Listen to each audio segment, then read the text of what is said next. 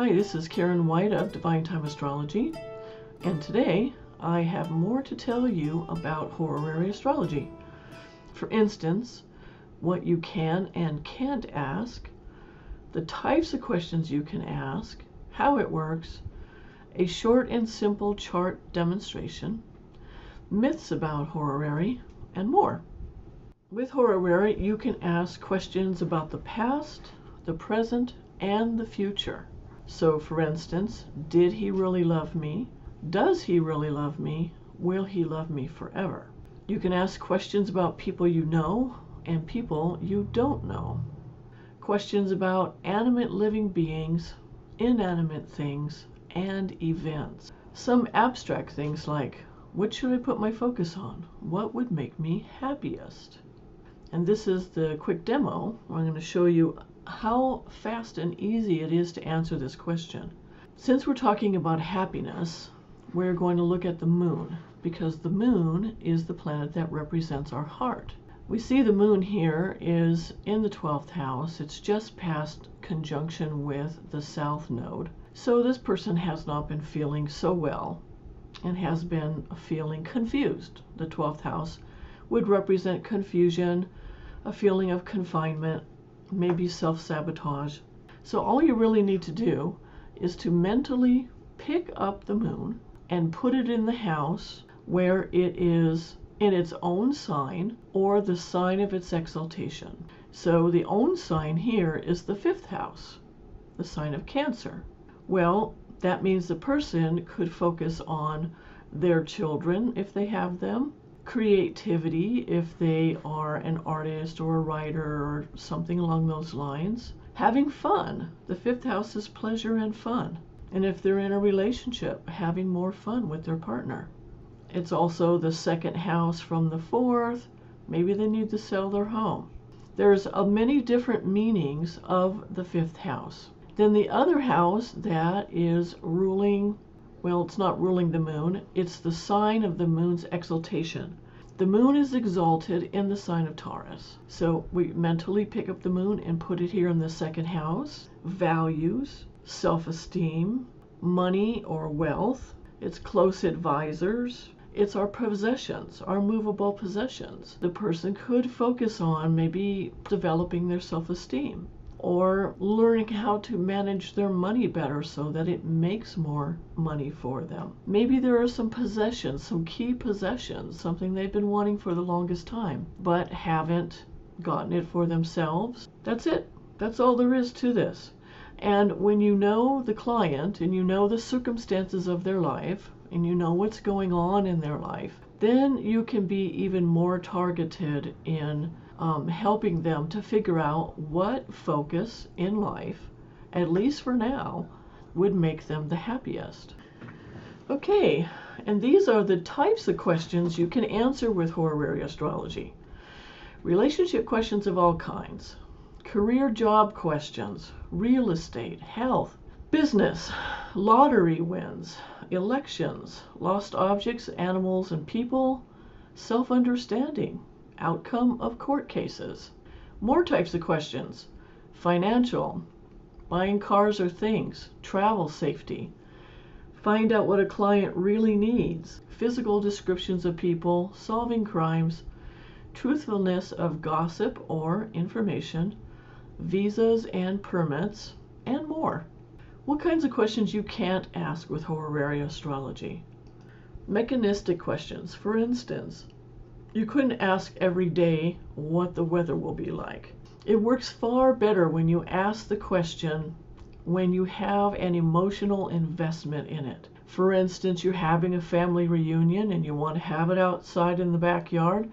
You want to know, is it going to be rainy that day or sunny?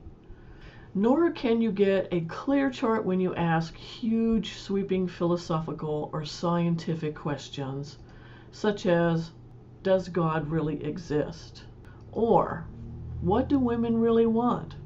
And here we see Don Draper asking what do women want, and Sterling saying who cares, and taking a drink. Or, were the dinosaurs really extinguished by a meteor? You get the idea. Some questions don't need a horary chart to answer them. If a client texts you and asks, "I'm on a first date with a guy, should I sleep with him tonight?" The answer is always going to be no. Well, maybe, but I'm just kidding. Seriously. I mean, this is telling you if a client texts you and asks you a question like that, then maybe the client is getting to be a bit too dependent on horary astrology, and you may need to back them off and only take questions from them when they're something that they can't really use their common sense to figure out on their own. Okay, myths about horary astrology. Horary is easy, so you can just figure it out yourself. Well, it's like a game. It's easy once you know the rules well and you play a lot. Then it can be really easy, depending on the horary question. Now, this is assuming that you want to have a high level of accuracy. If you just try to figure it out because it looks easy, every now and then you may get something right, but it'll probably be based on what you know about the client. More often than not, you won't get it right. Another myth about horary astrology is that it's the same as natal astrology. Well, horary and natal astrology do use the same planets, signs, and houses, but with different rules. During William Lilly's time, the great British astrologer of the 17th century, every astrology apprentice started with learning horary astrology. And once he was good at that, then he graduated to natal astrology, and then after that, mundane astrology, which is the astrology of kings and nations. Another myth about horary astrology is that horary is divination, but natal astrology isn't. All astrology is divination, including your birth chart. You're doing divination when you read tea leaves, get your palm read, or have a tarot card reading. So is going to a psychic.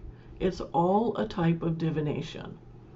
Astrology is the study of time in nature. Horary and natal astrology is merely looking at time a bit differently than each other. One is looking at the moment right now when a person asks the question, or the moment of the question, whereas the birth chart is like thousands of questions, all in one chart over a long period of time. The length of time is different. The birth chart is for your whole life, but a horary chart is just for right now, even if you're asking about the future. Is divination bad or a bad thing to do? Well, is the local news station doing something wrong by predicting the weather? Is an FBI profiler doing something wrong when predicting what a killer will do next? Or telling the police what his personality, his past, and what makes him tick, so that they can catch him to keep him from killing somebody else? Then there is predicting the stock market, the horse races, life insurance actuary tables, trying to figure out when you're likely to die.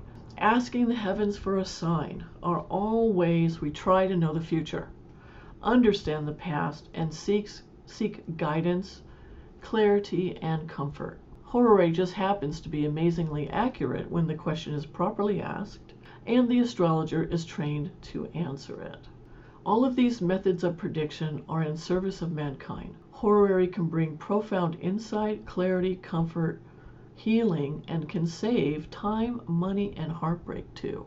How and why does horary astrology work?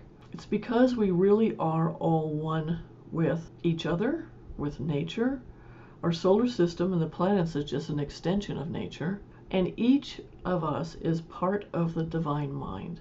The planets are not just out there in the solar system, but inside of us as well. And it's all happening at the same time, in the sense that where the planets are a reflection of what's going on here on Earth. The same chart can be used to answer many different questions. And you'll find this out if you ever work at, say, like a psychic fair, or for a while once a month I volunteered at a senior center to do horary astrology, and people would sit there for maybe 15 minutes, maybe 20 minutes at the most, and I would give them a reading, turn the chart just a little bit. It wouldn't change the ascendant sign most of the time, because the ascendant changes every 2 hours. And the same chart, I used the same chart for the whole 4-hour period of time I was there. The only thing that changed was the ascendant as I turned the chart. It was really, really interesting, and I recommend that you do that at some time. It will really help you to gain skill,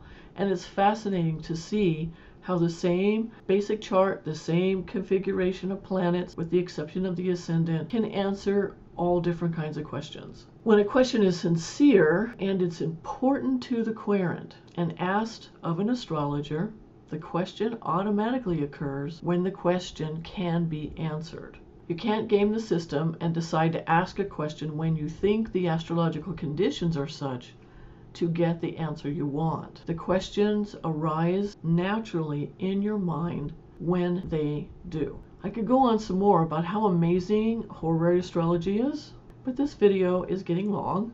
If you want to learn this amazing divine art and science and be of service to your fellow humans, registration is open. It has been open for a couple of days.